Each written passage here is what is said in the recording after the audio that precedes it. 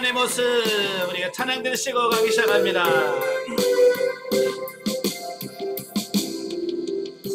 언제나 내 모습 너무나 부끄러워 무릎으로 주님께 기도로 가오니 나 홀로 서 있는 죽은 내 영 깨우사 주님만 나를 깨워 내 영 살게 하소서.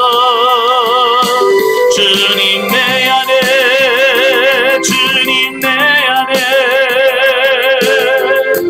내 안에 계시고 주님 내 안에 주님 내 안에 나를 세워주소서. 아멘. 기도하겠습니다. 은혜로우신 아버지, 이 시간에도 우리를 사랑하셔서 훈련 과정의 말씀을 종합할 수 있도록 은혜 주셔서 감사합니다.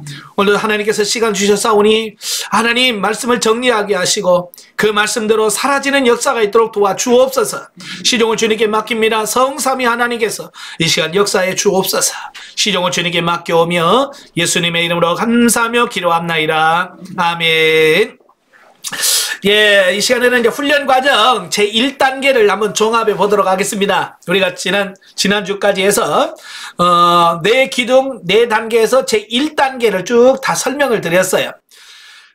그래서 이 시간에는 그 단계를 한 번씩 다 종합하면서 정리를 한번 해보겠습니다.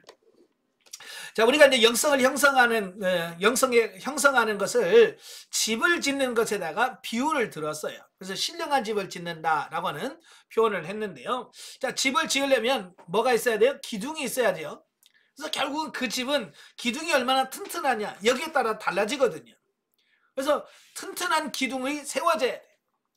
그래서 네 기둥이 있어요. 신령한 집을 짓는 네 기둥이 있는데 첫 번째 기둥이 뭐냐? 65페이지. 훈련 과정 65페이지입니다. 65페이지 오시면 성령의 구원 사역. 내 기둥, 첫 번째 기둥이 뭐라고요? 성령의 구원 사역. 자, 성령의 구원 사역은 우리 영혼 안에서 이루어진다 그랬어요. 우리 영 안에서 이루어져. 그래서 옛날에는 신자의 영의 영성 또는 영의 영성이라고 하는 그런 말로 불렸어요. 예. 자, 그런데 지금은 이제 성령의 구원 사역이라고 하는데 그 성령이 우리를 구원해 가신 역사를 이 영 안에서 이루어진다. 예. 그래서 우리 영을 죽은 영혼을 거듭나게 하고 거듭난 영혼을 하나님께서 여러 가지 훈련을 통해서 성장시키고 성숙시켜서 하나님 말씀대로 살 수 있는 존재로 만들어가는 사역이 성령의 구원 사역이라. 근데 그 구원 사역에 네 단계가 있어요. 네 단계 중에서 첫 번째 단계가 자연 상태 또는 영혼의 자기 발견 단계다라고 하는 부분입니다. 자, 거기 정의를 한번 보시죠. A 존재 인식 밑에 성령의 구원 사역에 있어서 자연 상태란 영혼의 자기 존재를 발견하고 인식하는 단계다 그랬어요. 자, 여러분 영혼 없는 사람 손 들어봐요. 영 없는 사람 손 들어봐요. 영 다 있죠? 지금 영 없으면 여기 있으면 안 돼요. 최소한 영안실은 가 있어야 돼. 그러니까 지금 여러분 영안실에 안 가고 있고 지금 이렇게 저와 여러분 이렇게 얼굴을 보고 있다는 것은 영이 지금 여러분 안에 있다는 거예요. 내 안에 영이 있기 때문에 지금 여러분 저하고 이렇게 대화를 하고 교육을 받는 거죠. 예? 영 없는 사람은 빨리 가셔야 돼. 영안실로 가야 돼. 예. 영이 있단 말이에요. 근데 문제는 뭐냐면 내 안에 영이 있음에도 불구하고 그 영의 존재를 인식하고 사는 사람, 또 인식하지 못하고 있는 사람이 있더라는 겁니다. 많은 사람들이 내 안에 영이 있는데도 불구하고 영의 존재를 인식하고 있지 못해. 예, 교회 다니는 사람들 중 많은 그렇습니다. 그래서 교회 다니는 사람한테 영 얘기해 보세요. 우리 안에 영이 있고 영이 성장하고 성숙해야 된다고 하면 여러분 교회 다니는 집사님, 권사님 얘기해 봐요. 미쳤다고 그래. 이상하다고 그래. 아니 내 안에 영이 있는데, 그죠? 분명히 영이 있어. 그래도 영 얘기해요. 예, 그래서 죽으면 천국 간다. 영이 천국 간다라고까지 얘기합니다. 그런데 영에 대해서 영이 어떤 거냐? 영이 뭐냐? 뭘 영이라고 하느냐 물으면 대답을 못해. 왜냐하면 영에 대한 인식에 대한 부분이 없기 때문에 그렇습니다. 그러니까 우리가 영 중심의 삶을 살려고 하는데도 불구하고 영 중심의 삶을 살지 못하는 이유가 뭐냐? 영을 몰라서 그래. 영을 알아야 될 거 아니에요. 그죠? 요즘에 뭐든지 마찬가지예요. 뭘 하려면 알아야 뭘 해요. 예. 그러니까 저도 뭘 하려고 하면 도전하기가 어려워. 왜? 모르니까. 처음에 그 유튜브로 강의하는 것도 저는 유튜브가 뭔지도 몰랐어요. 그냥 뭐 유튜브 그런데 뭐 내가 목사가 목회하는데 바쁜데 뭐 유튜브에 신경 쓸 게 뭐 있어요? 신경 못 써요. 이게 유튜브를 모르니까. 근데 코로나 때문에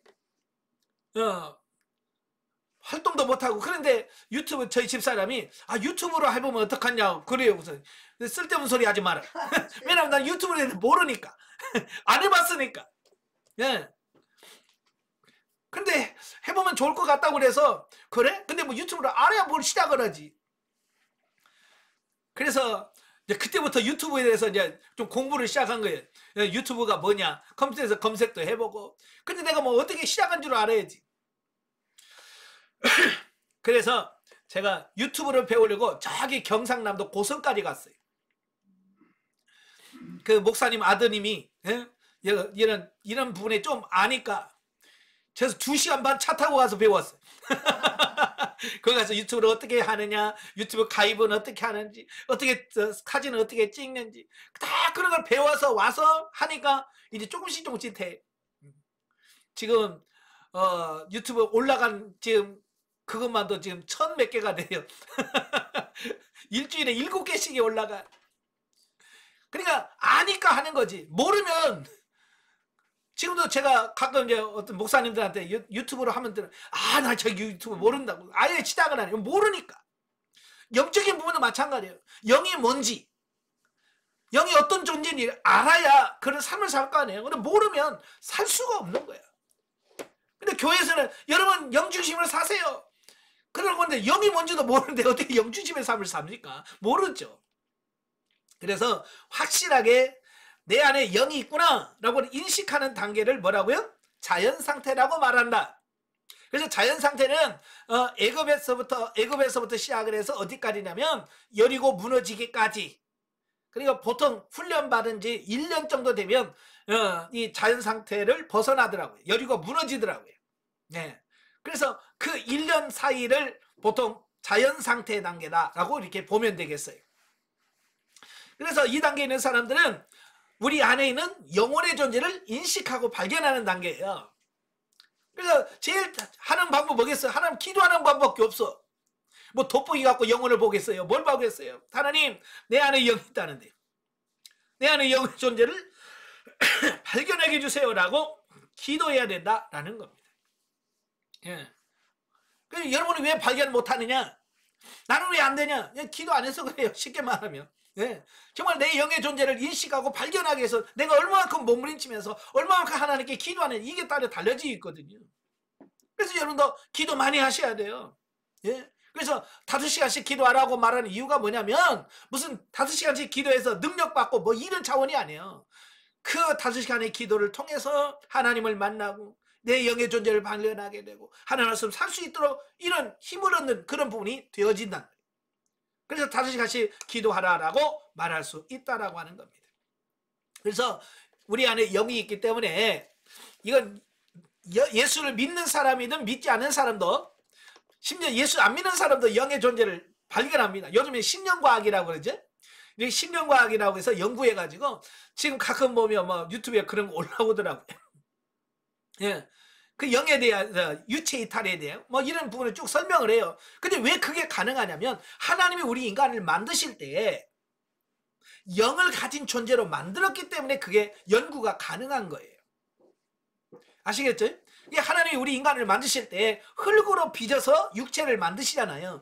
예, 몸을 흙으로 만드셨어요. 그리고 그 코에 생기를 넣었어요. 그 생기는 뭐라고 그랬어요? 르하라고 하는 히브리어인데 바로 이건 뭐예요? 생기, 바람, 영, 호흡 뭐 그런 뜻이에요. 그러니까 우리 인간은 흙으로 만든 육체와 하나님이 코에 불어넣은 영이 합쳐졌을 때 네페시 하야 살아있는 생명체가 되어지는 거예요. 예. 그래서 하나님께서 우리의 영을 허락하신 이유는 뭐라고 했어요? 네, 하나님이 영적 존재라고 그랬잖아요. 그죠? 하나님은 영이시니 그랬어요. 하나님은 영이셔. 그러니까 하나님은 영이시니까 영이신 하나님과 우리가 교제를 하려면 내가 영이 되어야 영과 영이 만나서 교제할 수 있는 거예요. 아시겠죠? 예. 여러분, 개와 고양이 교제됩니까? 안 됩니까? 안 돼요. 예. 개와 고양이는 맨날 만나면 싸워요. 왜냐하면 서로 표현 방식이 달라서 그래. 그러니까 이런 거예요. 고양이는 성질나면요 싸우자고 할 때 꼬리를 반드시 세웁니다. 나 화났어, 지금 이제 이런 거예요. 근데 개는 반가우면 꼬리를 세워요. 흔들어요. 그러니까 고양이 개는 반갑다고 만나서 반갑다고 꼬리를 막 흔들어. 근데 고양이는 나하고 싸우자고 이탁 하고 있다가 걔가 반가워 하고 가까이 오잖아. 뺨을 탁 때려. 그러니까 걔는 아니 반갑다고 갔는데 갑자기 뺨 맞았거든. 그러니까 기분 나쁘잖아. 그냥 와 그냥 부는 거야. 그러니까 이 표현 방식이 다르기 때문에 이게 하나가 안 되는 거예요. 그러니까 하나님이 영이면 우리가 육이 가면 개와 고양이 싸우듯이 싸워. 그러니까 바울이 뭐라고 그랬어요? 육신은 하나님과 원수 된다고 그랬잖아요. 이해가 되시죠? 예. 우리 육신은 하나님과 원수가 된대요. 육신은 하나님의 뜻을 이룰 수가 없대. 근데 우리는 자꾸 육으로 하나님을 섬기려고 막 가까이 가니까 하나님은 싫은 거야, 싫어. 육으로 영이 와야 돼, 육이 오니까. 그러니까 우리가 기도하고 뭘 찬양을 해도 하나님이 싫어하시는 이유가 뭐냐? 영으로 하나님께 가야 되는, 육으로 가니까 하나님이 싫어하시는 거예요. 그래서 구약성에 잘 읽어봐요. 하나님이 야 나는 너희가 드리는 제사에 난 배불렀고 나는 지겨워. 제발 이 제사 좀 안 드렸으면 좋겠다 라고까지 말해요. 아니 하나님이 언제 내 제사 드리라고 해놓고 왜 하나님이 제사 드리지 말라고 그래? 예, 영으로 가야 되는데 영으로 안 가고 육으로 자꾸 가니까 하나님이 싫은 거야. 우리 여러분도 마찬가지예요. 우리가 찬양 하나님이 좋아하시려. 그러나 육으로 찬양하면 하나님이 싫어하셔. 영으로 찬양하기를 원하셔. 그래서 요한복음 4장에 보면 하나님은 영이시니 예배하는 자가 영과 진리로 예배할지니라 그랬잖아요. 예. 우리가 영이 돼야 돼. 영이 사람이 돼서 영이 중심이 돼서 하나님을 섬기는 사람이 되어야 돼. 근데 우리 한국교회에서 그 영에 대해서 인식을 시켜주고 영이 성장하고 자라야 하나님의 뜻을 살 수 있다고 가르치는 교회가 어디 있습니까? 없지요. 그러니까 많은 교회에서 신앙생활을 한다고는 하지만 하나님이 기뻐하는 사람, 영의 사람이 없는 거예요. 그러니까 하나님께서 한탄하시고 계시는 거 아니겠어요? 자, 그래서 영의 사람이 되려면 제일 중요한 게 뭐냐면 68페이지 보시면 자연 상태에 있는 사람들의 요구되는 과제들에서 제일 먼저 영에 대한 인식이 필요합니다. 영에 대한 인식. 우리 안에 영이 있는데 이 영이라는 게 뭐냐? 어떤 게 영이냐라고 하는 바른 인식이 필요한 거예요. 그러니까 영에 대한 바른 인식이 필요합니다. 기독교적 영의 인식. 여러분 불교에서도 영 얘기합니다. 물론 우리처럼 영이라고 표현하진 않아요. 불교 용어로는 이 속사람 영을 진아라고 표현합니다. 진아. 참 진짜 나자. 이 진짜 나는 누구냐? 영이란 말이에요. 여러분 불교도 생명이 없는 종교에서 진아. 진짜 나는 얘가 거짓 나라고 그래. 뭐 이게 육신을 거짓 나라고 그래. 영을 진아라고 그래. 그래서 돌을 닦고 불교에서 막 이렇게 하는 이유가 뭐예요? 진아, 진짜 참나, 영을 발견하기 위해서 그렇게 그들은 돌을 닦는 겁니다. 발견해봐야 죽는데 생명이 안 되는데도 불구하고 그렇게 영을 발견하기 위해서 그렇게 몸부림치는 겁니다. 근데 우리는 생명의 종교라고 말하면서 구원의 종교라고 말하면서도 왜 영에 대해서 관심이 없냐고요. 영에 대한 인식이 바뀌어져야 됩니다. 그래서 69페이지에 오시면 자기 발견을 위한 갈망. 그냥 자고 일어나니까 영이 발견되었더라 그런 거 없어요. 아시겠죠? 영을 발견하기 위하여 끊임없이 하나님 앞에 기도하며 몸부림치는 이런 부분들이 필요하다 그 말입니다. 사모해야 된다 그 말이에요. 그 사모함이 뭘로 나타나요? 기도로 나타나는 겁니다. 하나님, 내 영을 발견하기 원합니다. 내 영이 정말 내 안에 영이 있다는데 내 영혼의 존재를 발견하게 해주세요라고 기도하는, 이게 필요한 거예요. 근데 우리는 육신적인 문제는 위에서 기도하면서도 영의 문제, 진짜 중요한 영의 문제를 놓고 기도하는 게 없어. 우리가 이렇게 기도 제목을 바꾸셔야 돼요. 아시겠죠? 예. 그래서 영의 존재, 내 안에 영이 있다는 것을 어떻게 아느냐? 첫째는 말씀으로 알게 돼요. 성경에서 여러 말씀들이 영이 있다고 분명히 말씀하고 있거든요. 그죠? 내 안에 영이 있다. 전도서 12장 6절 7절. 또 가장 잘 보여주는 말씀은 누가복음 16장이라고 그랬어요. 네, 부자와 거지 나사로에 대한 말씀을 통해서 영의 존재가 어떤 것인지를 우리에게 말씀해 주고 있어요. 예전에는 그 영을 그냥 막연한 뭐라고 생각하냐면 철학에서는 정신으로 이야기를, 철학에서는 영을 정신이라고 하는 말로 써요. 네, 또 이 동양 철학에서는 기다, 기. 뭐 기체죠, 뭐 기라고 하는 말 들어보셨죠? 바로 이 기래요, 기. 그래서 뭔가였지만 나를 이끌어가고 나를 움직이는 모든 기운, 모든 에너지, 이게 영이다라고 표현합니다. 예, 맞으면서도 틀려요. 예, 그죠? 영이 모든 삶의 기준이 되고 모든 에너지가 된 것은 사실이지만 동양 철학에서는 그 기가 성경에 말하는 영은 아니에요. 예, 바로 그래서 분별을 하셔야 돼요. 예. 근데 그 누가복음에 보면 영에 대해서 분명히 뭐라고 말씀합니까? 예, 그 거지 나사로와 부자가 살다가 죽잖아요. 둘 다 죽었어요. 죽었다면 이제 육체가 없는 거예요. 예, 죽었는데 뭐 육체가 있겠어요? 그래서 나사로는 낙원에 가서 아브라함의 품에 안겨 있고, 부자는 죽어서 지옥에 가서 불구덩이 속에서 고통을 합니다. 고통하다가, 고통을 겪다가 이렇게 눈을 들어 낙원을 보니까, 아니 자기 집 문 앞에서 맨날 한 푼 주세요 작년에 갔던 각설이 했던 나사로가 아니 아브라함의 품에 탁 안겨서 행복하게 있는 거야. 그러니까 이 부자가 부르죠. 아브라함이여, 아브라함이여. 그 나사로를 보내서 손가락에 물 한 방울 찍어서 내 좀 현을하게 해주세요 라고 하는 말을 하요. 자, 여기서 그 영의 상태를 분명히 얘기를 해요. 자, 여러분, 그 아브라함의 품에 안겨있는 나사로를 봤어요. 뭐가 있어요? 눈이 있으니까 봤다는 거 아니에요. 눈 없는데 뭘 봐요? 영의 눈이 있습니다. 봐요. 그 다음에 아브라함에게 아브라함이요 라고 말해요. 말이 있으면 뭐가 있어요? 입이 있는 거예요. 그 다음에 아브라함이 하는 말을 들어요. 귀가 있다는 얘기예요. 뿐만 아니라 아브라함이 뭐라 그래? 손가락에 물 한 방울만 찍어서 내 좀 혀를 서늘하게 해주세요 그러잖아요. 이 감각이 있다는 거예요. 불구덩이에서 고통받고 있는 거예요. 감각이 있어요. 뜨거운 줄을 아는 거예요. 물이 시원하다는 걸 아는 거예요. 감각이 있다는 거예요. 그러니까 우리가 막연하게 영, 기운, 뭐 기, 정신 이게 아니라 실제 존재하는 하나의 사람이에요. 그래서 이걸 사도 바울이 속사람이라고 표현하는 이유는 마치 육신에 눈이 있듯이 영에도 눈이 있고, 예?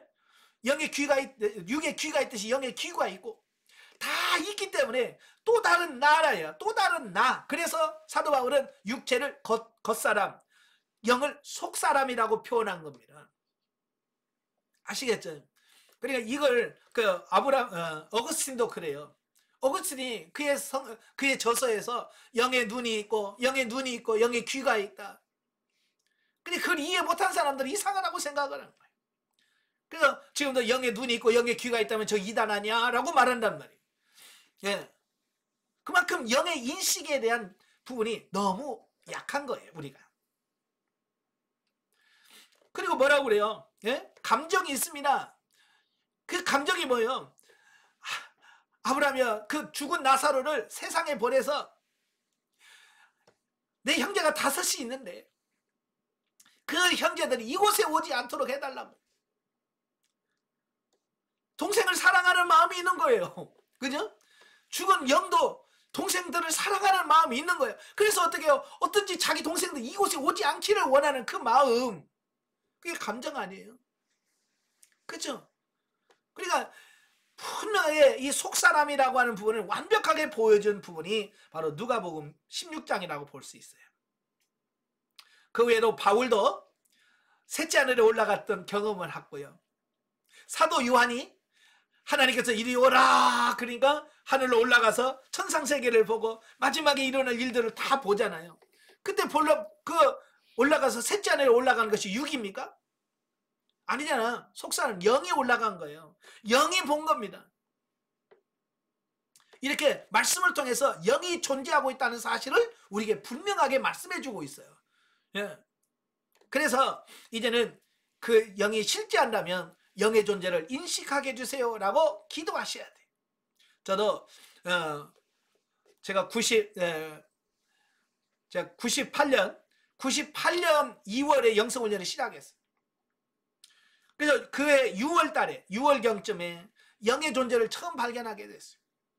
자, 영을 발견하게 하는 단기 과정이 두 개 있어요. 첫째는 뭐냐? 본체적 분리라는 거예요. 본체적 분리. 본체적 분리라는 것은 영과 육체가 분리가 되어서 서로를 보는 겁니다. 예. 영과 육이 서로 분리가 돼서 육이 영을 보고 영이 육을 보면서 진짜 있네. 인식하는 단계. 그래서 여러 경험자들을 보면 거울을 보면 또 다른 나와 똑같은 사람이 거울 안에 있잖아요. 그죠? 거울은 뭐 똑같이 행동을 하잖아요. 근데 이게 분리되면 따로따로 놀아요. 예. 따로따로 존재하는 것을 봐요. 서로가 서로를 보고 이야기도 하고 대화도 하고 그렇습니다. 예. 또 하나는 인격 분리. 인격 분리라고 하는 것은 뭐냐면 이렇게 분리는 되지는 않지만 내 안에 겉사람과 속사람의 지정의가 내 안에서 서로 대화하고 내 안에서 교제하는 것을 인격 분리라고 말합니다. 예, 저도 이제 제가 98년 6월경에 영성훈련 받고 나서 한 4월, 5개월 지났을 때 이 경험을 했어요.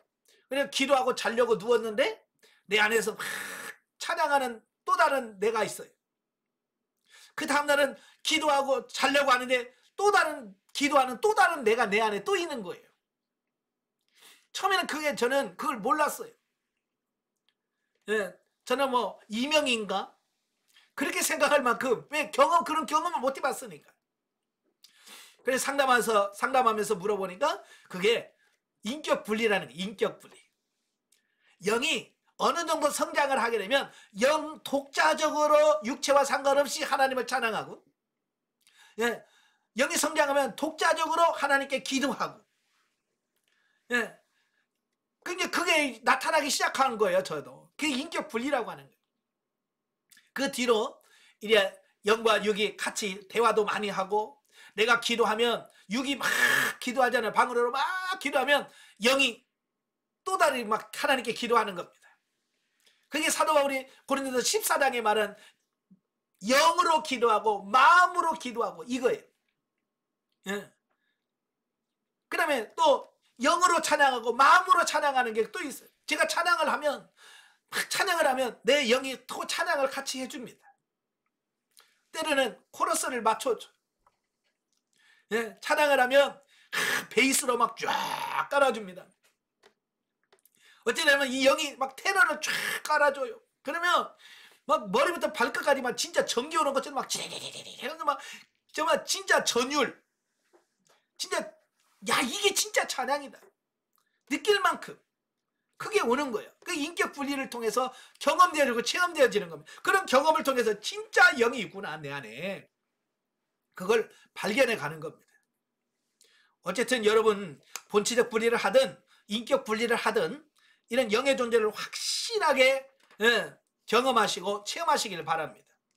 아시겠죠? 그러면 영이라고 하는 것은 그냥 막연한 게 아니란 말이에요. 실제 존재하는 생명체예요. 영이. 생명 그 자체거든요. 그래서 76페이지를 보시면 이제 영혼의 기능적인 면과 인격적인 면이 있어요. 자, 기능적인 면에서는 세 가지가 있다고 그랬어요. 양심, 영교, 직관이라고 하는 이 세 기능을 가지고 있어요. 양심은 옳고 그른 것을 분별하는 기능, 직관은 영의 실제를 감지하는 기능, 영교는 하나님과 영적인 교제를 나누는 기능. 이 세 기능이 있어요. 이 세 기능을 통해서 영적인 것을 관장하고 관리를 하게 돼요. 그 다음에 77페이지 중간에 보면 영의 인격적 요소가 나옵니다. 인격적 요소는 3요소예요. 지정의, 지정, 감정, 의지. 네, 지성, 감정, 의지를 인격의 3요소라고 하죠. 예, 육의, 혼의 이 인격의 3요소가 있는 것처럼 영도 인격이 있기 때문에 이 3요소가 다 있습니다. 그래서 지성, 영의 지성이 있습니다. 예, 이 알고 기억나게 하는 게 다 있습니다. 아까 누가복음을 보면 그가 나사로라는 걸 알잖아요. 뭐가 있어서 알아요? 예, 지식이 있기 때문에, 지성이 있기 때문에, 제가 우리 집 문 앞에 둔 나사로 아니야? 알잖아요. 왜? 지식이 있기 때문에 아는 거예요. 지성이 있기 때문에. 그러면 형제들 이곳에 오지 않으면 좋겠습니다. 감정이 있다는 거예요. 사랑하는 감정, 이런 감정이 있는 겁니다. 또 성경은 영의 의지가 있습니다. 그래서 이 인격적 3요소를 완벽하게 갖추고 있다라고 하는 것을 보게 됩니다. 시편을 읽다 보면 이런 것들이 많이 나와요. 내 영혼아, 내가 어찌하여 불안하여 하는고. 예, 내 영혼아, 어찌하여 낙심하며 불안하여 하는고. 예, 영의 감정을 그대로 표현하고 있습니다. 그러니까 영이 왜 이런 얘기를 하냐면 영은 그냥 막연하게 생각하지 마라 그 말입니다. 영이 실제하고 존재하고 있는 어떤 이런 부분이다라고 확실하다는 것을 말씀하려고 하는 거예요. 아시겠죠? 그래서 여러분 안에 확실하게 있는 영의 존재를 인식해야 됩니다. 그래서 자연 상태는 다른 거 없어요. 영의 존재를 발견해서 기도하고 발견한 영을 통해서 계속 교제를 나누셔야 돼요. 교제를 나누다 보면 이래 육의 생각, 영의 생각이 분별하게 돼요. 이래 여러분이 가나안 1-6, 7 정도 되면 이래 영의 생각과 육의 생각에 대한 부분들이 고민하게 되고 갈등하게 되어지고 그러게 돼요. 예. 그래서 이제 여러분도 열심히 기도하시면서 영의 존재를 발견해 가시는 여러분 되시길 바라요. 예, 여러분 뭐든지 그래요. 이 기초가 그렇게 중요해요. 기초. 공부하는 사람도 기초가 잘 돼야 돼. 기초가 안 되면요 나중에 안 됩니다. 그러니까 초등학교, 중학교 놀다가 고등학교 때 공부하려고 막 하면 제일 부딪히는 게 뭐냐면 기초가 없으니까 이게 뭘부터 시작해야 될지 몰라. 영적인 모두 마찬가지예요. 저는 강의하면서 1단계가 제일 중요합니다. 1단계가 제일 중요하다. 왜? 1단계 기초가 잘 되어 있어요. 영의 존재를 발견해야 그 다음 단계 영의 윤리 단계로 갈 수 있어요. 아시겠죠? 예. 이 기초가 안 된 상태에서 윤리 단계로 넘어가니까 영의 존재가 인식이 안 된 상태에서 영의 윤리를 이야기하려는 게 이해가 안 되는 거예요. 그러니까 대부분 이제 윤리 단계 들어가서 떨어지는 사람이 생겨. 윤리 단계는 떨어져. 왜? 이 1단계 영의 인식이 안 되면 윤리 단계에서는 아무리 얘기를 못 알아먹어. 이게 못 알아먹는 거예요. 못 알아먹어. 그러면 나중에 나는 아닌가 보다. 그래서 어느 날부터 안 보여. 얼굴이 안 보여. 예. 그러니까 이 1단계 자기 영혼을 발견하는 게 이게 제일 중요한 거예요. 그러니까 계속해서 1년 정도 긴 시간 동안 여러분 기도하면서 정말로 영의 존재를 인식하게 되라고 발견하게 달라고 기도하셔야 돼. 그래야 윤리 단계에 들어가서 이해가 돼야지. 아시겠죠? 자, 그 다음에 두 번째 기둥이 있어요. 107페이지입니다. 자, 107페이지 가시면 성령의 은사사역입니다. 성령의 은사사역. 예전에는 이걸 육체 영성이라고 그랬어요. 육체 영성. 왜 육체 영성이라고 그러냐면 우리 육체에다가 하나님의 은사와 능력을 부어주셔서 하나님의 말씀대로 살 수 없는 우리를 하나님 말씀대로 살 수 있게끔 만들어준다 그래서 육체에다 부어준다 그래서 육체 영성이라고 표현을 했어요. 네. 그래서 이 은사사역에 들어가면서 중요한 게 뭐냐면 은사를 주시는 목적이 뭐냐, 은사란 뭐냐, 이걸 중요하셔야 돼요. 여러분 은사라고 하는 말은 헬라어로 카리스마라는 말, 카리스마. 예. 뭐 가끔은 아우 저 사람 카리스마 있네 뭐 이러잖아요. 예? 그 카리스마하고 좀 이 말씀 많이 틀리는데 여기서 카리스라고 하는 말은 은혜라는 말이고 카리스마라고 하는 말은 하나님께서 은혜에 주신 선물, 은혜로 주신 선물을 카리스마 은사라고 말합니다. 그래서 그 고린도전서 12장 7절에 보면 각 사람에게 성령의 나타남, 예, 성령의 나타남은 이라고 말씀하잖아요. 은사는 뭐냐? 내 안에 계신 성령님의 나타남이에요. 가끔 여러분도 그러죠. 야, 여러분 남편한테 나 사랑해? 라고 물어보죠. 네. 그럼 남편이 뭐라고 그래요? 알잖아. 그죠? 알잖아. 내가 당신 사랑하는 거. 그럼 왜 자꾸 당신 나 사랑해? 라고 물어요? 예, 남편의 사랑이 있는 것 같지 않아. 그렇잖아요. 저기 사랑이 보여야 되는데 안 보이잖아, 사랑이. 그죠? 안 보이니까 확인해보고 싶은 거야. 그러니까 나 사랑해 진짜? 라고 묻는 거예요. 확인해보고 싶은 거죠. 자, 왜냐하면 사랑이라고 하는 것은 무색무취 뭐 이렇게 보여지거나 이런 게 아니잖아요. 이 안에 있는 사랑이니까 이걸 어떻게, 물론 이제 사랑이 뭘로 나타나면 행함으로 나타나야 되거든요. 그죠? 그래서 보통 사랑한다 그러면 뭐 돈을 준다든지 뭐 사준다든지 뭐 이렇게 뭐 도와준다든지 자 이런 게 사랑이 흘러서 보여져야 아 저게 사랑이구나, 난 사랑하네 라고 하는 걸 느끼잖아요. 마찬가지예요. 은사라고 성령님이 내 안에 계셔. 근데 이것도 무색무취 무감각이에요. 성령은 뭐 눈으로 보여지는 것도 아니고 만져지는 것도 아니고, 예? 또 냄새 나는 것도 아니에요. 아무것도 아니에요. 그러니까 내 안에 계신 성령님이 계시다면 이걸 어떻게 증명할 수 있어? 그래서 하나님이 네 안에 성령이 있다. 근데 성령이 있음을 뭘로 나타난다고요? 이게 은사란 말이에요.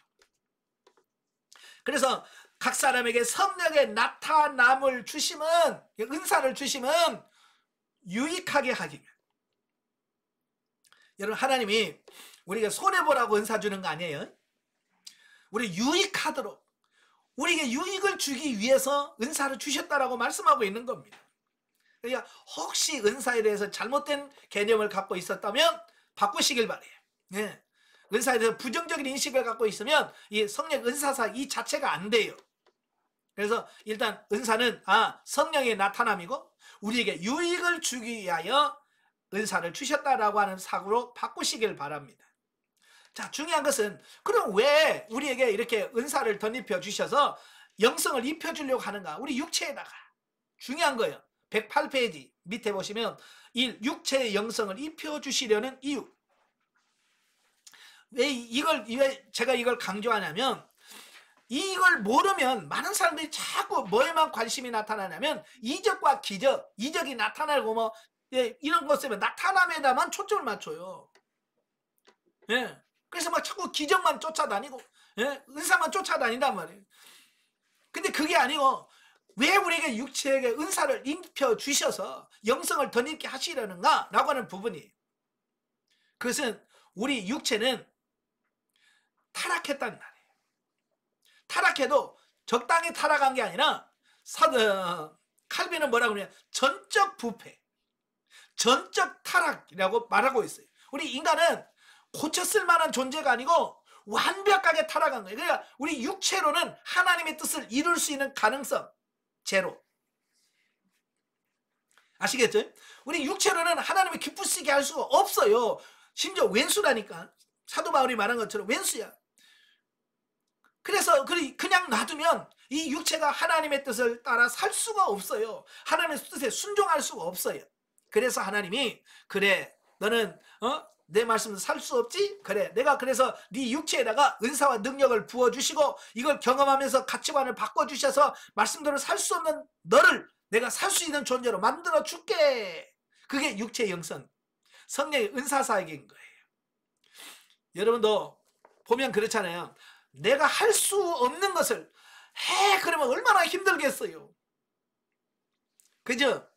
예를 들어서 이런 거, 여러분이 음식을 만들 때 내가 잘 만드는 걸 남편이 그좀 만들어 달라면 그까이 거 내가 뭐 만들 수 있으니까 뭐 할 수 있지. 근데 갑자기 생뚱맞게 여러분이 들어보지도 맛보지도 못하는 음식을 얘기하면서 그것 좀 만들어 달라고 하면 여러분 어떡하겠어요? 스트레스 받죠. 내가 어떻게 그걸 뭔지 알아? 내가 어떻게 내가 맛있더라. 그럼 뭐예요? 그 있어. 그래도 그 뭔지도 모르고 어떻게 만들어내? 그렇잖아요. 모르면 못해요. 할 수가 없어. 예수님도 그래서 제자들을 부르신 다음에 둘씩 짝을 지어서 전도를 내보내요. 가서 니네 만들어 전도해. 어떻게 전도를 해? 그렇잖아요. 어떻게 전도를 해? 근데 마태복음 10장에 보면 예수님은 그냥 나가! 그러지 않고 그들에게 전도할 수 있는 능력을 주셨어요. 귀신을 쫓아내고 병을 고칠 수 있는 각종 능력을 행할 수 있는 능력을 다 주신 다음에 나가라. 그리고 전해라. 라고 말씀해요. 하나님은 미리 우리에게 다 능력을 주시고 일을 시키시는 분이에요. 아시겠죠? 그러니까 영성을 덧입기 전에 우리가 은사가 덧입지 않으면 이걸 살 수가 없어. 살 수 없는 우리에게 살아라 그러면 어떻게 살아요? 없는데. 할 수가 없는데. 근데 하나님 뭐냐? 내가 할 수 있도록 만들어 줄 테니까 살아라. 그 얘기거든요. 아시겠죠? 그래서 은사를 부어주셔서 하나님 말씀도 살 수 없는 우리를 하나님 말씀 살 수 있는 대로 만들어 주시겠다는 거예요. 근데도 안 해. 이건 누구 문제예요? 내 문제지. 그렇잖아요. 누구 하나님 문제 아니잖아요. 내가 다 주겠다.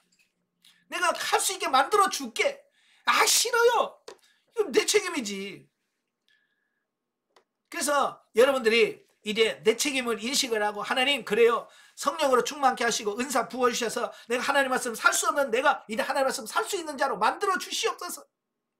그래서 하나님께 맡기고 주님께서 주시는 은사와 능력을 덧입으셔야 돼. 내 힘으로 안 됩니다. 아시겠죠? 그래서 각자에게 성령의 9가지 은사를 다 부어주시는 거예요. 여러분들에게. 은사에 대한 책 중에 보니까 어떤 분이 이렇게 말씀을 하더라고요. 하나님은 한 사람에게 은사를 한 가지씩 준다. 그래. 맞아요? 틀려요? 틀려요. 왜냐면 저도 방언하죠. 통역하죠. 예언하죠. 신유하죠. 예? 능력 행함의 은사하죠. 영분별 은사하죠. 지식의 말씀 은사 이거 다 하고 있는데요. 예? 그러니까 이건 한 가지만 주는 게 아니라 각 사람에게 성령의 9가지 은사를 다 주신다는 거예요. 아시겠어요? 각자에게 다. 근데 그 중에서 잘 기도 많이 하신 분들은 이 9가지 은사를 다 잘 활용하는 사람이 있어. 근데 그걸 안 하는 사람은 그 중에서 한 가지 내지 2가지만 하는 사람들이 있고 많이 하는 사람 3가지, 4가지 하는 사람이 있고 그래요. 그 뭐냐? 내가 열심히 해서 내 것으로 만들면 그만큼 할 수 있는 겁니다. 어떤 사람은 죽을 때까지 방어만 랄랄랄랄랄 그걸로 끝난 사람이 있어요. 그죠? 방언도 수준이 있어요. 수준 차이가 있어요. 우리가 보통 이제 기초 방언이라고 그래서 참 방언 받으면 랄랄랄라 랄랄랄라 막 이렇게 시작하잖아요. 그죠? 그냥 기초 방언이에요. 어떤 분이 10년이 가도 맨날 랄랄랄라 막 하고 있어. 아니 또 그 다음 단계로 넘어가야 될 거 아니에요. 그렇잖아요? 그냥 나라 방언으로 바뀌어야 될 거 아니에요. 예. 그럼 나라 방언만 하면 됩니까? 능력 방언으로 바뀌어야 될 거 아니에요. 예? 이렇게 방언도 이렇게 수준이 있어요. 그러니까 계속 그 수준이 올라가고 상승하고 성장하고 자라가야 돼요. 그러니까 기도 안 하는 사람은 이 방언도 안 바뀌어. 그러니까 열심히 기도하시기를 바래요. 아시겠죠?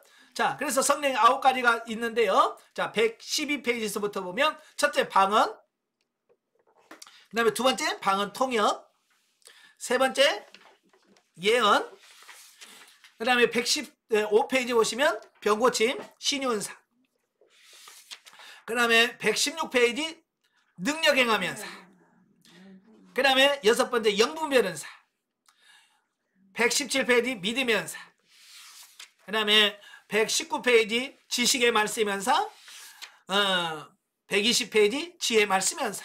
다 설명을 드렸어요. 기억나시죠? 기억 안 나신 분들은 다시 한번 교재 읽어보시고 강의 유튜브에서 찾으셔서 쭉 다시 한번 들어보시면 그 은사에 대해서 제가 설명을 드렸으니까 그 부분에서 잘 이해하시기를 바라겠고요. 예. 자, 이렇게 성령의 9가지 은사를 각자에게 주신다 그 말이에요. 그래서 이 은사를 가지고 뭐야? 신령한 집을 짓는 도구로서 활용할 줄 알아야 돼. 그러니까 이런 거예요. 어떤 분은요, 요리도 못하면서 집에 막 조리 도구만 잔뜩 있는 사람이 있어요. 쓸 줄도 모르면서 에어프라이 사놓고는 하나도 안 해는. 예?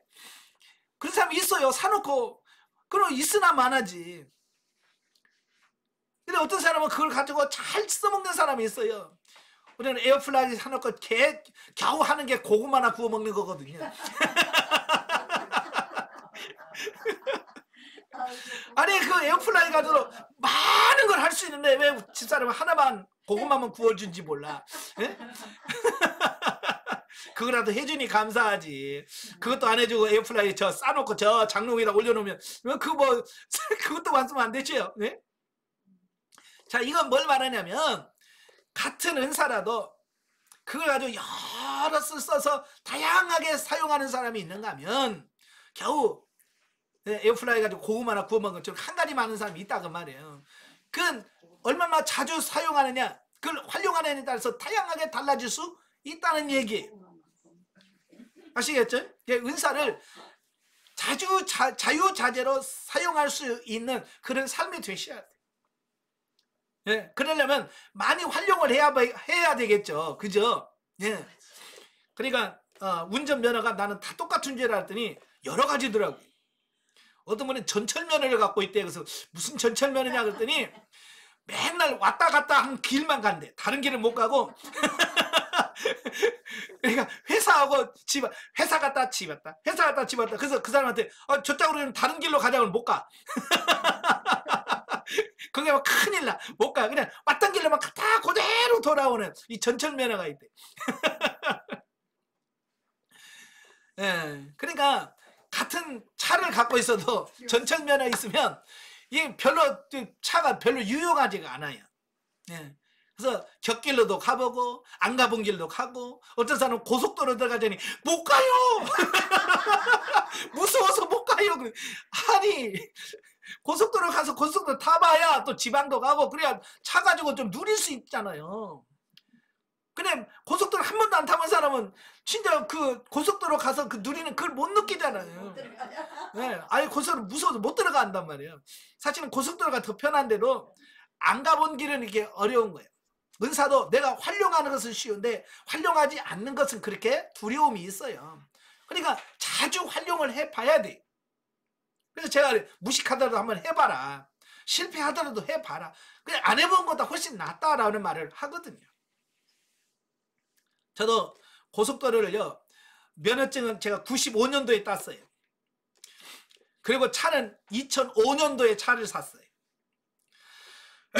그러니까 10년 동안, 11년 동안을 장롱면허를 갖고,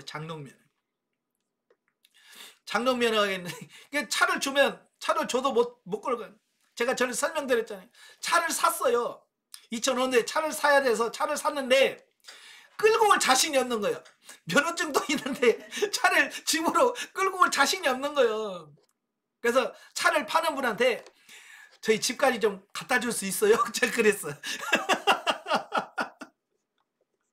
그러니까 차를 파시는 분이 저희 집까지 차를 갖다 줬어요. 그래서 제가 제일 빠져나오기 편한데 그냥 시동 켜서 이렇게 빠져나오고 요렇게 대주세요. 그러니까 그렇게 대주더라고. 왜 커브 꺾고 그러면 나 못 나오니까. 예?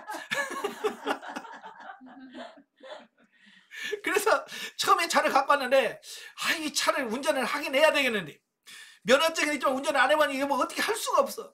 그래서 제가 한 게 뭐냐면 차 겉만 닦는 거야. 가서 막 차 칙칙 뿌려가지고 막 닦고 반짝반짝 해놔. 뭐 차 닦는다고 해서 뭐 이제 운전이 실력이 늘어갑니까? 안 되죠.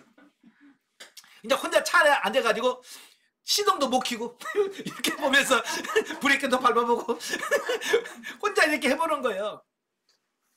그러다가 안 되겠어. 그렇게 계속 그 차만 세워놓으면 안 되잖아요. 그래서 그때 5학년인 우리 아들한테 아들아 타. 그래서 조수석에 태워놓고 뒤로 돌아 앉아. 무릎 꿇고 너 뒤로 돌아 앉아 그랬어요. 왜? 뒤에가 안 보이는 거예요. 처음에 운전하니까 이 뒤에 백미러를 봐야 돼. 이게 안 보여. 그래서 이렇게 앞만 보고 쭉 시동 걸어서 나오다가 뒤에 차 와나 봐라. 그 우리 아들이 아빠 뒤에 차 와. 뭔 차인데? 버스. 버스. 그 옆에다 대고 버스 지나가도록 기다렸다가 야 오냐 안 오냐 안 와. 그래 알았어 가고 제가 그렇게 운전 시작했어요. 그렇게 아직 운전하는데 운전하니 딱 4일인가요? 5일 만에 제가 안양에서 목감동에서 전주 시골까지 고속도로를 탔어요. 운전한 지 4일인가 됐는데 예. 월요일날 월화수목 4일 운전하고 금요일날 김장한다고 저희 어머니가 시골에서 김장한다고 내려오래. 그래서 김장하러 내려와서 시골까지. 그러니까 한 번 타고 나니까 자신이 생기더라고. 자신감이 덜덜덜덜 떨었던 게 한 번 고속도로에 한번 쭉 타고 올라가 보니까 자신감이 생기더라고. 은사도 마찬가지. 처음에는 두려워요. 안 해봤더니까. 그러나 해보면 늘어요. 아시겠죠? 자, 그래서 중요한 것은 은사 자체가 목적이 아니고 은사는 분명히 있는 목적이 있어요. 차가 있는 목적이 뭐예요? 예, 내가 원하는 목적지까지 무사히 가고 오고 하는 이런 목적이 있잖아요. 차라도 또 승용차냐 트럭이냐에 따라서 용도가 다 다르잖아요. 마찬가지로 은사도 다양한 용도가 다 있어요. 그 용도에 맞게끔 사용하는 게 이게 중요한 거예요. 그래서 이 은사는 신령한 집을 짓는 도구예요. 도구. 그래서 여러분도 옛날에는 집을 지을 때 도구들이 그렇게 많지는 않았어요. 옛날에 뭐 집 짓는 도구라고 해봐야 뭐요? 꽃게기, 삽, 그 다음에 뭐 도끼 뭐 이런 거밖에 없었어요. 그죠? 톱이라든 이런 거밖에 없었어. 그러니까 이 초가상칸 하나 짓는데도 오래 걸려요. 그 터를 닦는데도 오래 걸려. 이 터 닦고 땅 파다가 큰 돌 나오면 이거 돌을 처리를 못했어 옛날에는. 그죠? 그래서 매라고 하는 이 주먹보다 큰 망치가 있죠. 그거 가지고 두들겨서 그 돌을 깹니다. 예, 그러니까 집 하나 짓다가 그 돌멩이나 바위 나오면 이거 언제 끝날지 몰라. 근데 그게 쉽게 깨지나요? 안 깨집니다. 그러니까 깨다가 못 깨면 아예 그냥 토방을 쌓아 이렇게. 그다음 바위 위에다가 집을 접어요. 왜냐면 도구가 없기 때문에 그래. 도구가. 지금은 바위 만나는 거 아무것도 아니야. 그냥 기계가 와서 다다다다다다다다 해서 깨버려. 그죠? 그것도 안 되면 그냥 구멍 뽕 뚫어서 다이나마이트 넣어가지고 뻥 해서 그냥 깨버려. 지금 못하는 게 없어요. 도구가 발달된 거예요. 그러니까 여러분 자고 일어나면 아파트가 올라가고 자고 일어나면 올라가고 그러잖아요. 이게 뭐예요? 도구의 차이예요. 도구. 그러니까 도구를 가지고 하는 것과 도구 없이 하는 것의 차이가 나는 거예요. 그러니까 은사 없이 신앙생활하고 영성생활하는 것과 은사를 가지고 영성훈련하는 것 이렇게 차이가 나는 거예요. 그러니까 삽질을 1시간 내 푸는 건 그냥 포크레인을 사면 푸면 삽 가지고 1시간 일한 거예요. 이게 푸면 이게 게임이 되겠어요? 포크레인하고 삽하고 게임이 되겠냐고 안 돼. 그러니까 은사를 가지고 영성을 하는 것과 은사 없이 하는 건 그렇게 차이가 나는 거예요. 그러니까 은사 받아야 되겠어? 안 받아야 되겠어요? 받아야죠. 당연히. 은사 받아야 돼. 그러니까 은사를 위해서 깊이 기도하고 그러니까 은사는 좁게 기도해갖고 안 돼. 10분 기도해가지고 은사가 활용이 안 돼. 최소한 1시간, 2시간은 해야 은사가 활용이 되어지고 나타나요. 아시겠어요? 그래서 제가 길게 기도하라고 말하는 이유는 길게 기도했을 때 은사들이 활용이 되어지고 잘 할 수 있습니다. 예, 아시겠죠? 그래서 열심히 은사를 받으셔서 은사를 통해서 신령한 집을 짓는 도구로 잘 활용할 수 있기를 바라요. 아시겠죠? 그 다음에 세 번째 기둥이 157페이지입니다. 157페이지 보시면 영성적 물질관계입니다. 영성적 물질관계 157페이지. 자, 이 땅에 살면서 물질 없이 살 수 있나요? 돈 없이 살아요? 물론 살기야 살겠죠. 힘들어서 그렇지. 못 살아요? 삽니다. 돈 없어 살아요. 힘들어서 그렇지. 다 살긴 살아요. 근데 이 하나님께 주신 물질을 어떻게 활용하면서 쓰느냐, 이게 굉장히 중요하거든요. 예, 옛날 어른들이 그래요. 아이고 애기 많이 나가지고 어떻게, 그러면 어른들이 그래, 다 지복 다 타고 난다. 지금 먹을 복 다 타고 난다 그러잖아요. 그죠? 그러니까 하나님께서 우리 생명을 주실 때는 그가 생명을 살아가는 동안 필요한 모든 것을 하나님 다 공급해 주신단 말이에요. 그러니까 빈몸으로 왔지만 하나님께서 다 주셔. 그렇잖아요. 지금 여러분 한번 보세요. 여러분이 뭐 처음에 태어났을 때 아파트 열쇠 갖고 나오셨어요? 뭐 자동차 키 갖고 나오셨어요? 아무도 없잖아요. 그냥 빈몸으로 왔어요. 근데 욕심은 잔뜩 해. 그래서 막 태어나자마자 주먹 쥐고 내가 세상을 잡으리라. 예? 그 애기 손 못 펴. 얼마나 내가 꼭 뭐 이러고 말이라 막 그러고. 예? 근데 갈 때는 뭐요? 쭉 피고. 에이, 하나도 못 하고 갔네. 피고 가. 예. 하나님께서 우리에게 주셔. 공급해 주시는 물질이 있습니다. 근데 문제는 뭐냐? 그 물질을 어떻게 활용하느냐라고 하는 게 중요한 거예요.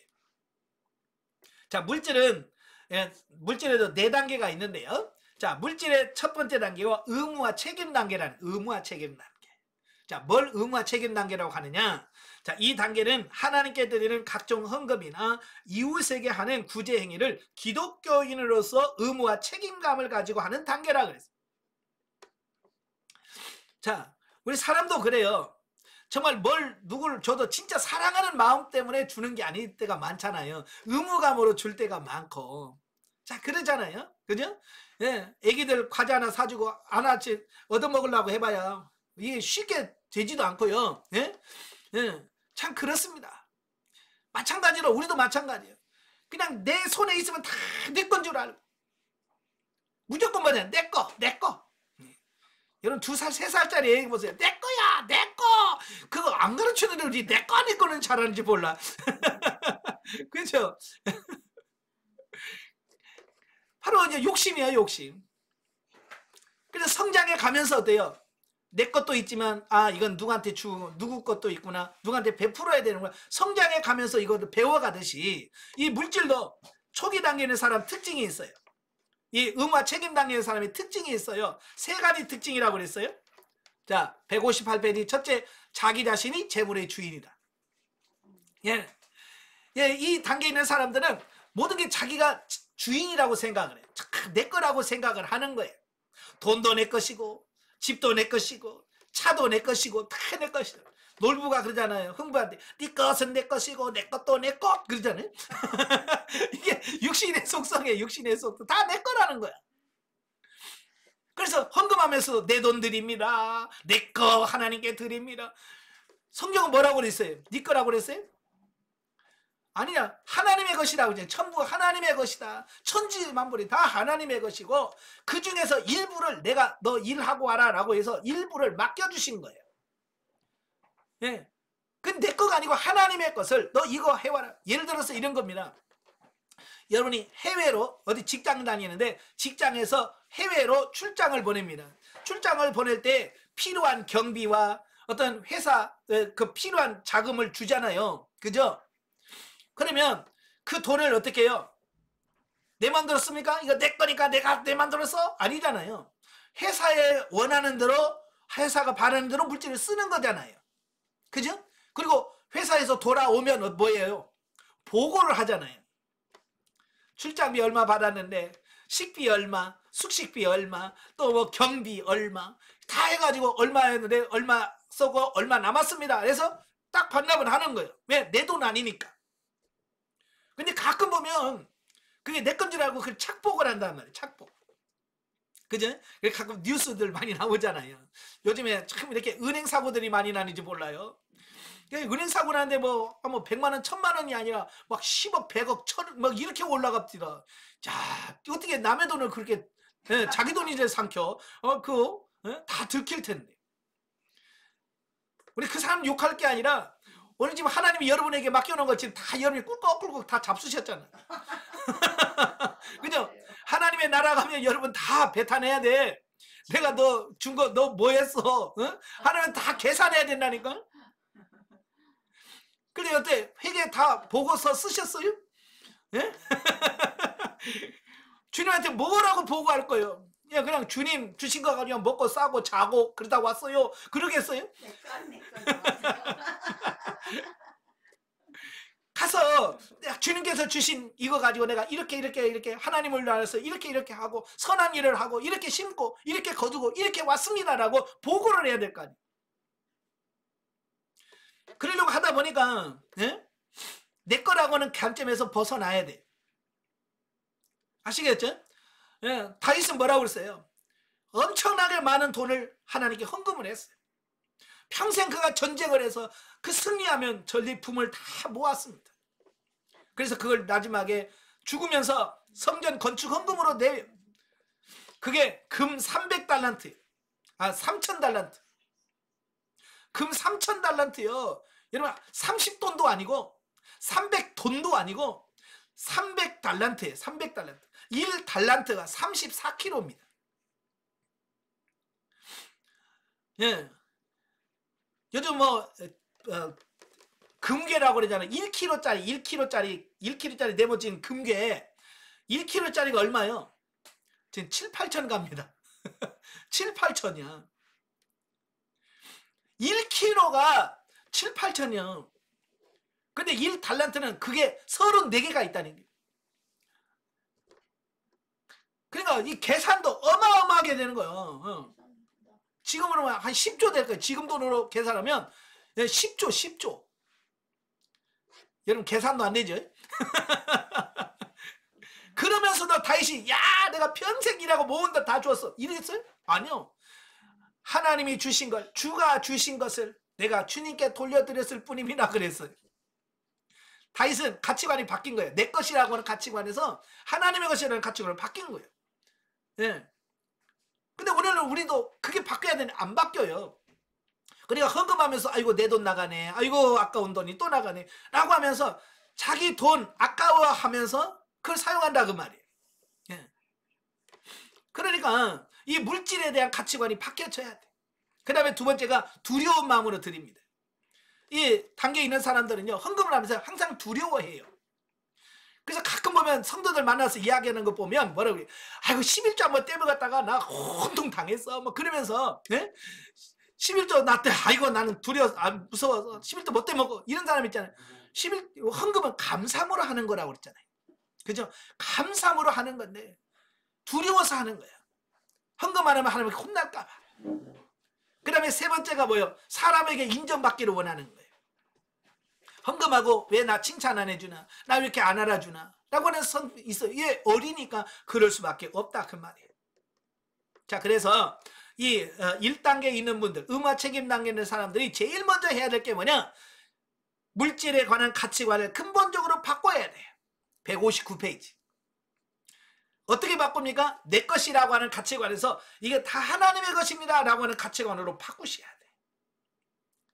근데 이걸 오늘부터 바꿔야지 그런다고 해서 바꿔진다고 아니라고 그랬어요. 내가 실천하면서 심으면서 가치관이 바뀌는 거예요. 저도 어렸을 때 너무 가난해서 성장했기 때문에 나는 물질 올려 난 다 받았어. 나는 물질 쉬워 라고 생각했는데 그렇지 않더라고요. 여러분 어렸을 때 가난한 사람들은요 뭐가 있냐면 물질에는 애착이 있어요. 애착. 그래서 한번 들어오면요 이걸 쥐고 안 내보내요. 이런 게 있어요. 제가 그게 있었던 거예요. 돈이 없으니까 자유해. 아예 없으니까. 근데 돈이 들어오면 불안해. 차라리 돈이 없는 게 편해. 왜? 없이 살았어 보니까. 돈이 들어오면 꼭 쥐고 안 내보내. 그게 있어서 하나님께서 그걸 쥔 손을 풀으라고 하나님께서 저를 훈련시키기 시작하는 거예요. 근데 이 쥔 손이 안 풀어지더라고 이게. 그래서 하나님이 저를 훈련시키기 위해서 거린들을 많이 보내셨어요. 교회 문을 열어놓고 누구든지 기도하고 싶으면 와라. 근데 기도하는 사람은 하나도 안 오고 맨날 도와달라는 사람만 와. 매일같이 도와주세요. 목사님 도와주세요. 이런 사람만 오지. 뭐 기도하겠습니다. 뭐 이런 사람 안 와. 영성훈련 받기 전에는 그게 그렇게 미운 거야. 그 사람들이. 젊은 데 가서 일하지. 어? 우리같이 이렇게 가난한 교회 와서 도와달라고 그런다고. 예? 막 속에서 불이 나는 겁니다. 근데 영성훈련 받고 나서 물질이란 가치관을 바꾸라고 생각하면서 하나님 물질의 가치관을 바꾸게 해주세요라고 기도하는데 주님께서 뭐라고 말씀하냐면 내가 그렇게 너에게 심을 밭을 보내주었는데 너는 심지 않냐고 왜 그들을 돌려보냈냐 이거. 사실은 농부가 밭에 나가서 뿌려야죠. 그죠? 근데 내가 워낙 교회만 있으니까 심지를 않으니까 하나님이 밭을 보내셨다니까 밭을. 근데 나는 그것도 몰라. 보내준 밭도 몰랐어요. 그러니까 심지 않으니까 거둠이 없는 거예요.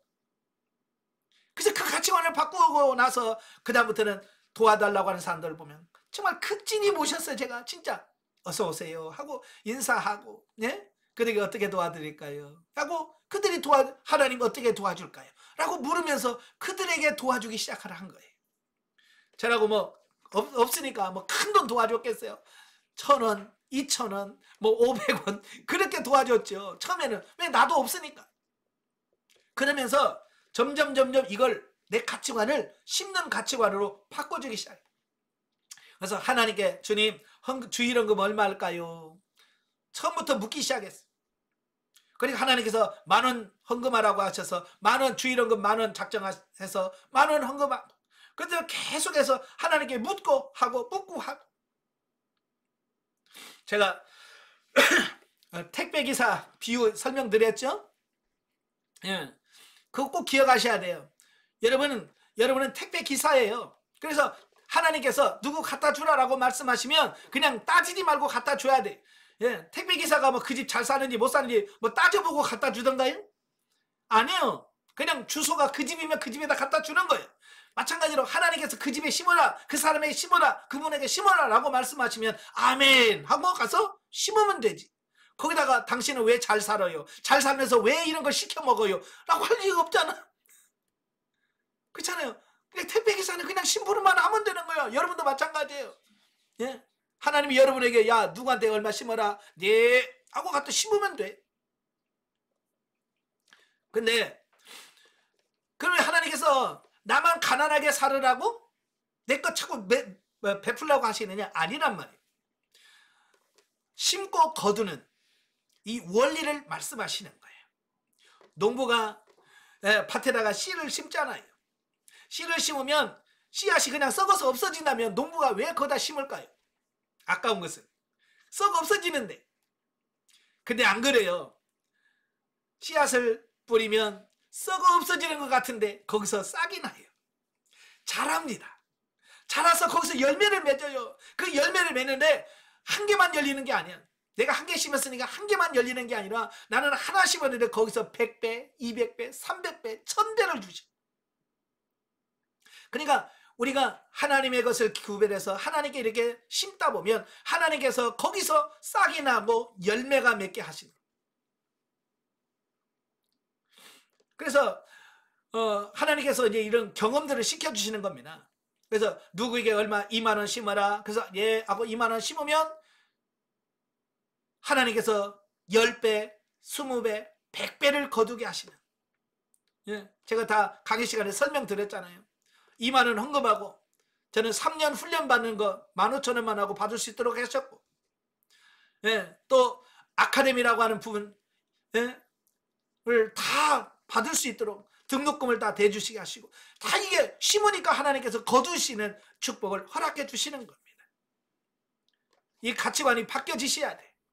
아시겠죠? 그래서 열심히 심는 방법밖에 없습니다. 얼마 전에 우리 아들이 저한테 그래요. 아버지는 어떻게 먹고 사세요?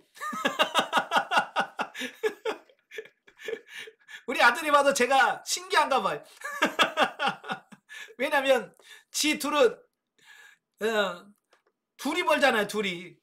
우리 아들은 이제 얼마 전에 목사 안수 받아가지고 이제 부목사로 가서 사역을 하고, 며느리는 며느리대로 또 직장 다니면서 둘은 열심히 벌어. 그런데도 둘이 열심히 버는데도 늘 힘들어. 근데 우리는 나도 놀지 집사람도 놀지. 둘이 논단 말이에요. 둘이 놀아. 그런데 식구들 모이면 내가 밥 사. 노는 내가 밥을 산다니까. 그리고 우리는 항상 돈 없다는 소리를 안 해. 돈이 없어 힘들다는 말을 안 해. 그러니까 아들이 봤을 때 신기한 거예요. 왜? 지네 둘은 열심히 벌고 막 해도 늘 간당간당 하면서 사는데. 그래서 제가 그랬죠. 그래. 나는 심어서 심고 거두어.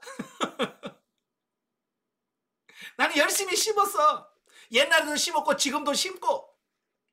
그래 심으니까 하나님께서 심으면 그냥 내가 예를 들어서 10,000원 심으면 10,000원 거두게 하시는 게 아니고 10,000원을 심으면 100,000원, 100,000원을 거두게 하시는 거예요. 그래서 풍성하게 누리게 만드시는 것이 하나님의 원리예요. 제가 처음에는 그걸 몰랐을 때는 하나님 왜 맨날 내 돈만 써요? 나도 지금 먹고 사는데 나도 힘들어요. 그랬는데 하나님께서 뭐라고 말씀하시면 그래 너 가난한 건 다 알아. 가난하니까 더 심어야 된다. 부자들은 안 심어도 먹을 게 많다는 거야. 근데 가난한 사람은 내가 당장 안 심으면 거기서 거둬지는 느낌이 없으면 굶어 죽는다는 거예요.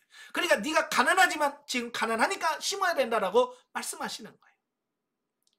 여러분이 지금 가난하다고 생각하세요? 열심히 심으십시오. 그러면 심다 보면 하나님께서 거둠을 경험하게 하시고 풍성하게 하시고 그러려고 하니까 뭐예요? 제일 중요한 게 가치관을 바꾸는 거라고 그랬어요. 어떻게 바꿔요? 내 것이라고 하는 가치관에서 하나님의 것이라고 하는 가치관으로 바뀌어주셔야 돼요. 아멘. 가치관의 변화가 있길 바라요. 자, 마지막으로 네 번째는 187페이지입니다. 이건 지난 시간에 했기 때문에 지난주에 했기 때문에 뭐 기억이 잘 나실 거예요. 영성적 대인관계. 우리는 세상에 혼자 사는 게 아니잖아요. 더불어 사는 거잖아요. 가족이라고 하는 단체, 또 이웃이라고 하는 단체, 또 교회라고 하는 국가라고 하는 큰 단체 안에서 우리는 더불어 살아가게 돼요. 이제 더불어 살아가다 보니까 사람들과의 관계에서 부딪힐 수밖에 없는 거예요. 왜냐하면 사람마다 다 달라요. 달라. 쌍둥이를 하면 쌍둥이는 똑같냐? 아니에요. 쌍둥이도 달라요. 뭐 1, 2분 차이인데도 성격이 다르고 이게 다 달라요. 여러분 쌍둥이도 다른데 남남이면 얼마나 다를까요? 그죠? 그러니까 부부가 만나서 갈등을 하고 고민을 하잖아요. 왜 그럴까요? 네, 남남이 만나니까. 네? 얼마나 그게 다른 게 많겠어요. 그게 다른 사람들이 만나서 서로 하나가 되려니까 부부싸움을 하게 되고 갈등을 하게 돼요. 네. 사람이 많으면 많을수록 이게 달라져요. 자, 그래서 자, 영성적 대인관계에서 1단계가 뭐냐? 본능 단계. 자, 이 본능 단계는 거기 나오죠? 본능 단계란 사회생활에서 사람을 대할 때 인간의 본능적인 모습, 즉 감각적이고 자기중심적인 모습이 여과 없이 그대로 나타나거나 또는 사회의 일반적 윤리 개념이 묻어나오는 삶의 단계를 말한다. 원래 이제 본능이라고 하는 말을 국어사전에 보니까 학습이나 경험에 의하지 않고 동물이 세상에 태어나면서부터 이미 갖추고 있는 행동 양식이나 능력을 본능이라 그래요. 본능. 그러니까 동물이나 사람이나 태어나면 누가 안 가르쳐 줬는 대로 젖을 빨게 되고 먹게 되고, 네? 이건 본능이에요. 근데 여기서 우리 영성훈련에서 말하는 본능은 그 본능을 말하는 게 아니고 엄마의 태중에서부터 타고난 그 본능을 말하는 게 아니고 여기서의 본능은 뭐냐? 하나님이나 영을 의식하기 이전, 그러니까 하나님을 믿기 전, 영을 의식하기 전에 살았던 어떤 그런 육신의 감각적인 또 육신의 생각으로 살아가던 그 삶을 본능이라고 말합니다. 그러니까 예수님 만나기 전에 살았던 삶, 그게 다 뭐예요? 그게 본능이란 말이에요. 본능. 그래서 예수를 믿고 예수를 믿으면 어떻게 해야 돼요? 그 본능에서 벗어나야 돼. 그죠? 이제 하나님이 원하는 대로 살아야 돼. 근데 우리 사람들은 본능에 너무 그게 답습되다 보니까 예수를 믿고 나서도 교회 다니면서도 믿지 않은 사람들과 같은 똑같은 삶을 살아간다. 이걸 사도 바울이 뭐라고 표현하냐면 육신에 속한 자다라고 표현을 합니다. 거듭나고 중생했어요. 하나님 믿는 자녀가 됐어요. 그런데 삶은 여전히 예수 안 믿는 사람과 똑같은 삶을 살아가는 걸, 이걸 본능 단계의 삶이다 라고 표현하는 겁니다. 그렇죠? 그래서 교회 처음 나오면요, 예수 믿는 사람이랑 안 믿는 사람 똑같아. 그죠?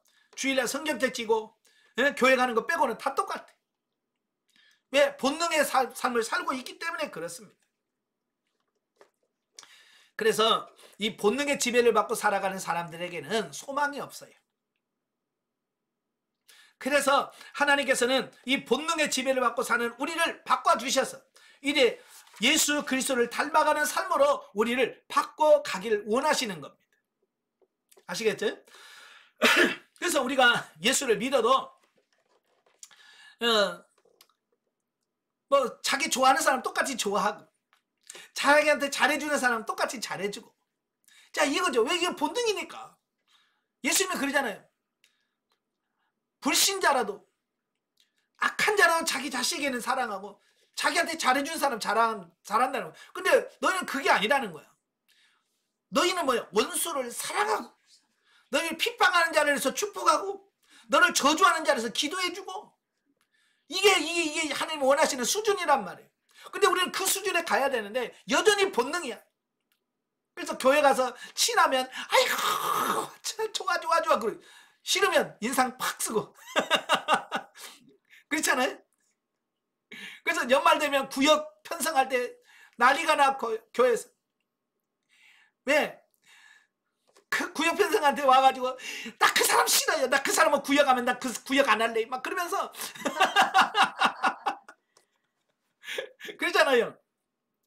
또 이런 기관도 있잖아요. 기관도 나이 순으로 이렇게 예를 들어서 뭐 40에서 45세 1여전도, 42에서 52여전도 막 이렇게 나눠주잖아요. 그죠?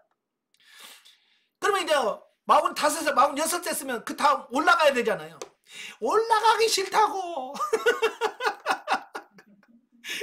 아이고, 정말 제가 목회를 하다 보니까 연말이 없었으면 좋겠더라고. 연말에 구역 나눠놓으면 구역 나눴다고 시비 걸어. 기관 나눠놓으면 또 나는 올라가라고 하냐고 또 시비 걸고. 참 이게 본능의 지배를 받으니까 너무 어려워. 이거 참 어려워요. 이걸 빨리빨리 벗어나야 되는데. 그래서 188페이지 보시면 본능 단계에서의 선결 과제가 뭐냐. 첫째, 본능적인 자기 가치관의 지배를 받고 있는 자신을 발견해라. 아, 내가 본능의 지배를 받고 지금까지 본능으로 살았구나. 이걸 인식하는 게 제일 중요해요. 그리고 인정하는 거야. 아, 내가 본능으로 살았구나. 내가 하나님의 말씀대로 산다고 말했지만 내가 하나님의 말씀대로 살지 못하고 내가 본능으로 살았구나 라고 하는 것을 인식하는 거예요. 근데 대부분의 사람들은 그걸 몰라요. 한번 여러분 교회 다니는 권사님들 한번 이야기해봐요. 자기가 최고라고 그래. 자기 믿음이 최고라고 그러고 자기가 진짜 잘 믿는다고 착각하고 사는 거예요. 엉망으로 살면서, 육신으로 살면서 그게 마치 최고라고 생각하는 거예요. 어느 분이 제가 부부가 왔어요. 부부가 영성훈련 받겠다고 둘이 왔어요. 그러면서 이 부인이 자기 남편을 얼마나 씹는지 몰라.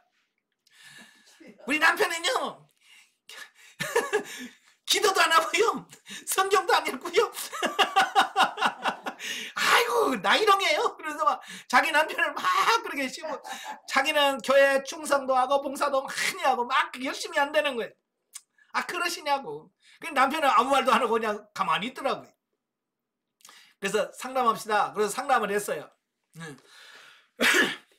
그래서 처음 상담을 딱 했는데 여자 집사님은 광야 6, 3가 5가 나오고 남자 집사님은 광야 6이 나왔어요. 그러니까 이 여자 집사님이 이거 잘못됐다고. 예? 우리 남편 형편없다고. 기도도 안 하는데 어떻게 광야 6이냐고. 나는 기도도 일주일에 몇 번씩 하고 새벽 기도를 하는데 나는 왜 사냐고. 그렇게 떠하죠. 그게 사람이에요. 착각한 거예요.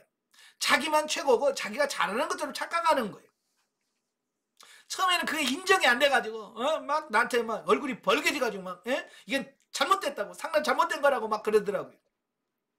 근데요 3개월인가 4개월 훈련받고 나더니 그 여집사님 와서 맞아요 목사님, 우리 남편 보니까 진짜 믿음 있어요.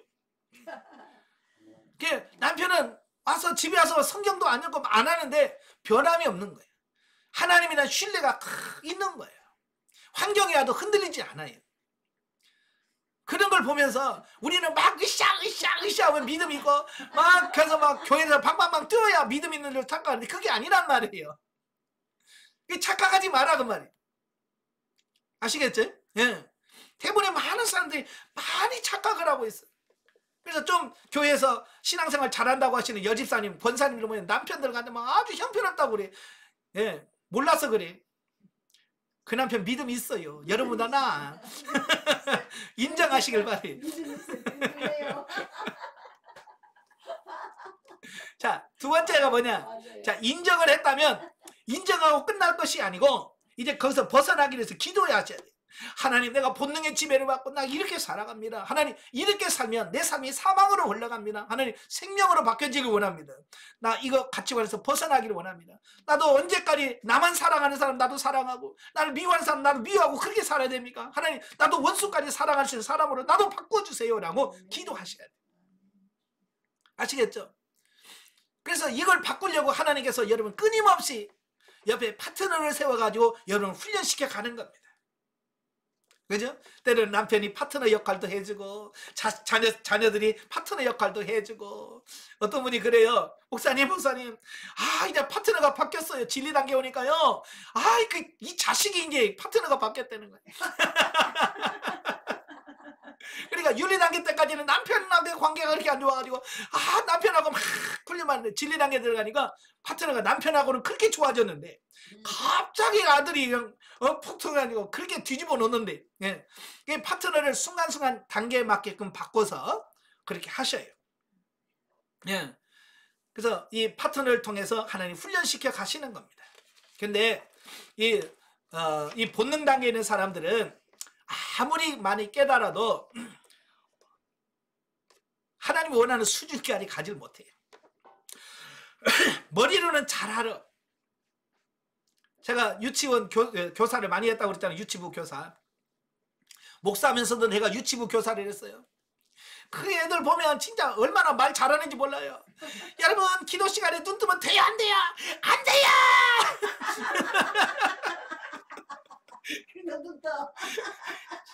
그쵸? 눈 뜨면 안 되죠? 우리 기도합시다. 그리고 딱 기도하고 나면 목사님 왜? 얘 눈 떴어요. 넌 어떻게 알아? 제가 봤어요. 너도 눈 떴네. 똑같은 놈이네.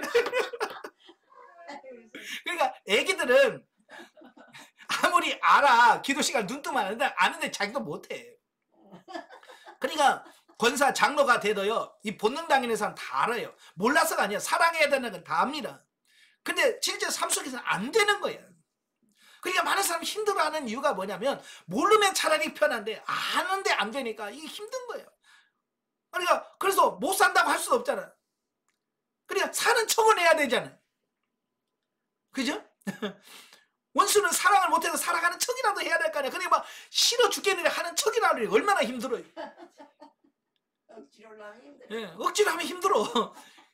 그러니까 이제 그걸 빨리 벗어나기 위해서 하나님, 내가 이렇게 삽니다. 이걸 벗어나서 정말 진리로 생명으로 살기를 원합니다. 라고 기도하시면서 바꿔가시길 바래요.